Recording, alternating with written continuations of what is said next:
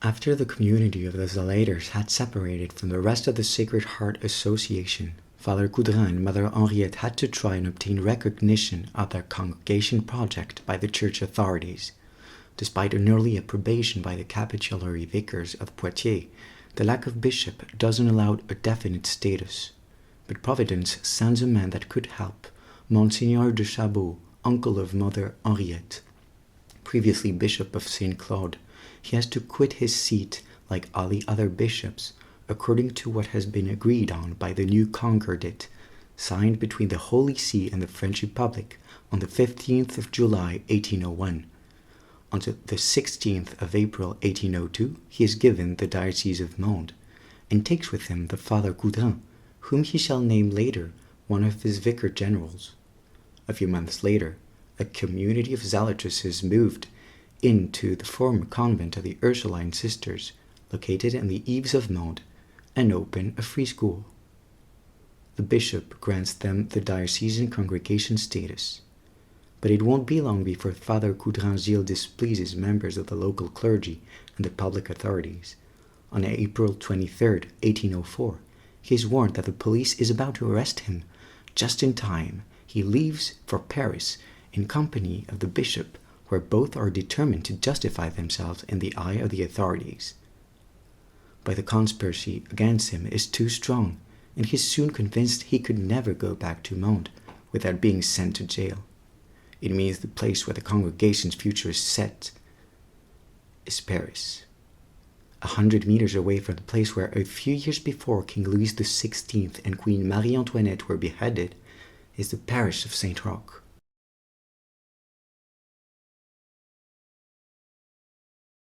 On the 2nd of September 1792, 4 of her priests had been slaughtered at the Carmelite convent. Father Coudrin is introduced by the Father Perrin he had known in Poitiers to the parish priest, Father Marduel. It is not long before he offers Marie-Joseph to preach in his church. His predication enjoys a huge success, encouraging people to go to confession upon hearing them. He preaches there on the 30th of December 1804, while Pope Pius VII is present. Mother Henriette, who since had joined him in Paris, took her abode in the neighborhood, Argenteuil Street, at one of Father Coudrin's penitent places. A few months later, she moves with 7 or 8 sisters to a nearby house located on Vendôme Street. Instead of this street is now the Vendôme Square, where the finest jewelers in Paris have their shop.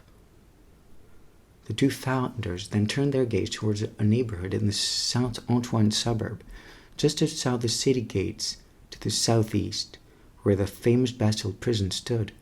Without a doubt, it is through Saint Roch parishioners, and thanks to Mother Henriette and her uncle's high-placed relations, that they get in touch with the inhabitants of 7 Picpus Street. The place was formerly a convent of the canonesses of St. Augustine. Located less than 500 meters away from the throne barrier, at the foot of which the guillotine was installed for a month and a half in 1794, this terrain had been chosen to be the place where the corpses of the executed victims would be thrown into mass graves. Every day a sinister convoy entered through that door to discharge the cadavers into the pits, after they had been plundered by the gravediggers. It is a total of 1,306 victims that lay into those pits, among them the blessed 16 Carmelites of Compiègne. In 1796, Princess Amalie of Hohenzollern, who had her brother in one of the graves, bought the terrain. In 1803, families of the victims had bought all that belonged to the convent and their surrounding parcels. The oratory became a place of prayer for the victims of the terror, and Father Coudrin is named chaplain of the place. A long alley connects the oratory to the mass graves, next to which has been established since then a cemetery for the families of the victims. Zelators and zealotresses soon made their mark there. In 1805, Monseigneur de Chabot, no longer Bishop of Mende, and Father Coudrin take up residence in two adjacent houses of Picpus Street, probably in front of today's chapel, where the garage currently stands. Schooling for the poor is open there. Monsignor de Chabot manages to get curial exemption for these two houses, but after his death in 1819, the priest of St. Margaret Parish, under whose jurisdiction the house remains, claims rights. Despite Father Coudrin's opposition, the Archbishop of Paris will grant him the house's jurisdiction. The expansion of the site inhabited by the founders and the members of the young congregation covered the space between number 33 to 39 on Picpus Street. In the time of the founders, more than 700 people, brothers, sisters, seminarian or school pensioners, lived throughout those buildings under the vigilant care of the Good Mother. The building of number 33 included the high school, the novitiate, and the seminary. The high school had to close in 1823 because of the law forbidding unauthorized religious congregations to teach. Next to that building used to stand the Brothers' Chapel, blessed in 1818, of which nothing remains. Alongside, another building has an educational purpose. It has become the Sorbonne Nouvelle. And number 35 was the oratory.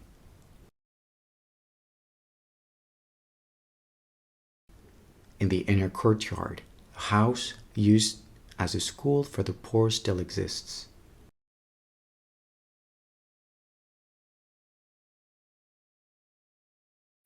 Further is the old chaplaincy. It is there that the good father drew his last breath in 1836. Today's chapel, built from the original nuns' oratory, was blessed by Monsignor Bonamy in 1841.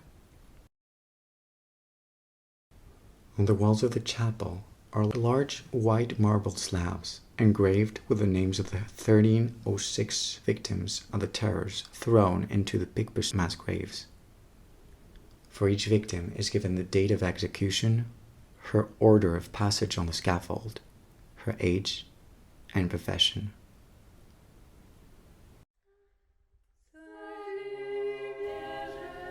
In the later chapel on the left is a miraculous statue of Our Lady of Peace, given to Father Coudrin in 1806 by one of his penitents of Saint Roch.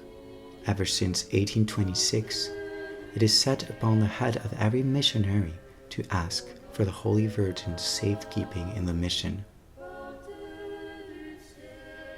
At number 39 is the Bigot Hotel, where Monsignor de Chabot lived.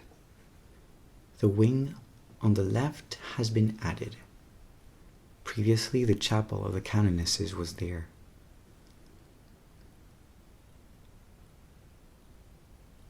The other wing has also been added a bit later. Those two wings are now occupied mainly by a student residence. The sisters are in the second. The Good Mother's former room has been transformed into an oratory. It is located on the first floor of the Bigot Hotel.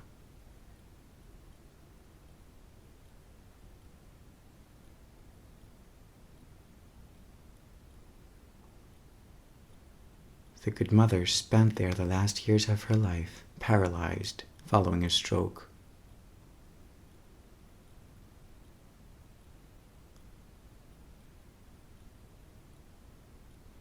It is here that she died, on the 23rd of November, 1834.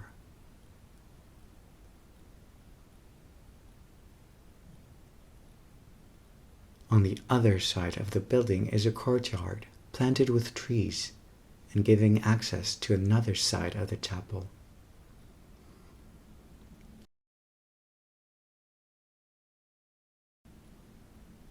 The access by number 37 is the most used nowadays. The street side part was probably built in the 1840s. Crossing the smaller courtyard of Our Lady, the visitor arrives behind the Bigot Hotel.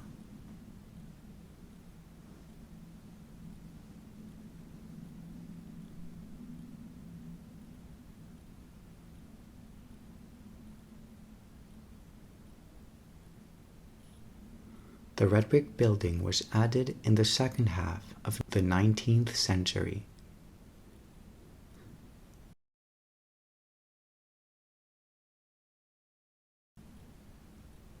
The Picpus village is a place where many church communities live together, brothers and sisters of the Sacred Hearts, but also the general house of the Sisters of Child Jesus, the preliminary discernment house to the parish seminary, and a student residence held by the diocese.